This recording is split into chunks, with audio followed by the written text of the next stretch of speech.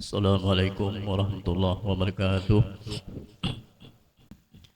Alhamdulillah.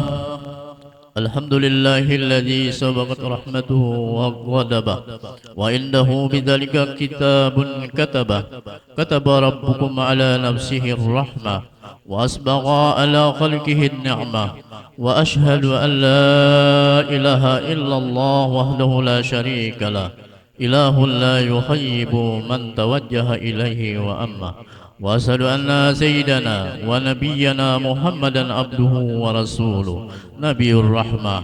Allahumma salli wa sallim ala sayyidina Muhammad nasihil ummah wa ala alihi wa ashabihi wa man tabi'ahum fa an kasafa anhul ghummah. Allahumma ahyihna bis sa'adah wa amitna bil karamah. Amin ya rabbal alamin.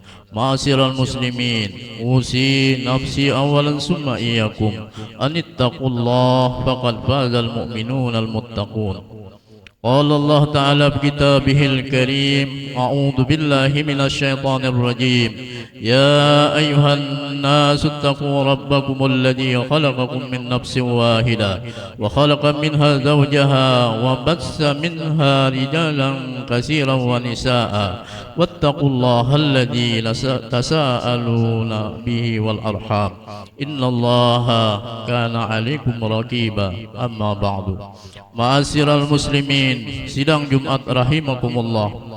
Marilah kita sama-sama meningkatkan keimanan dan ketakwaan kita kepada Allah Subhanahu wa taala dengan melaksanakan segala perintahnya dan menjauhi segala larangannya secara lahir dan batin, serta merasakan kebesaran Allah dan merasa takwa kepadanya.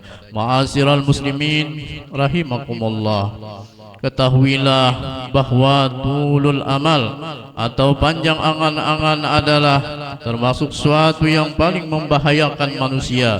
Tulul amal artinya adalah merasa kekal di dunia hingga hati menurut kepada hawa nafsunya.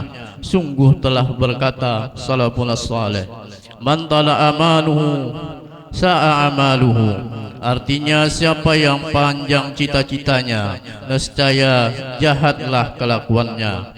Alasan yang demikian karena tulul amal itu yang mendorong untuk tamak terhadap dunia dan berhabis-habisan untuk membangunnya, hingga seseorang bisa menghabiskan malam dan siangnya hanya untuk memikirkan dunia dan bagaimana dia mendapatkannya, hingga hatinya dan dirinya tenggelam di dalamnya, dan ketika itulah dia lupa akhirat dan lalai darinya, dan melambat-lambatkan dan terkadang meninggalkan beramal untuknya. Ma'asyiral muslimin rahimakumullah, di dalam berangan-angan manusia itu terbagi 3 kelompok. Yang pertama, mereka adalah orang-orang yang unggul, yaitu para nabi dan siddiqin. Mereka tidak punya angan-angan sama sekali, lalu mereka selalu merasa rasa dekat kematian kepada mereka, bersiap-siap untuknya dengan selalu menghadap kepada Allah dan mentaatinya. Kelompok yang kedua adalah orang-orang yang sederhana, dari orang-orang yang akhyar dan abrar.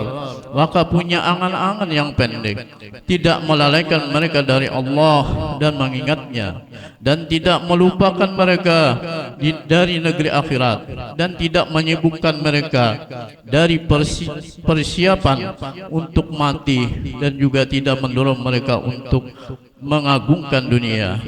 Kelompok yang ketiga adalah orang-orang yang tertipu, yang dikuasai angan-angan yang panjang hingga membuat mereka lupa akhirat dan melalaikan mereka dari mengingat mati, dan mereka menghadap dengan hati kepada mencintai dunia dan rakus mengumpulkan kekayaan diri, tertipu dengan keindahan dan perhiasannya, dan memandang kepada kemewahan yang Allah melarang nabinya untuk memanjangkan pandangan kepadanya. Allah Subhanahu wa taala berfirman, ولا تمدن عينيك إلى ما متعنا به أزواجا منهم زهرة الحياة الدنيا لنفتناهم فيه ورزق ربك خير وأبقى.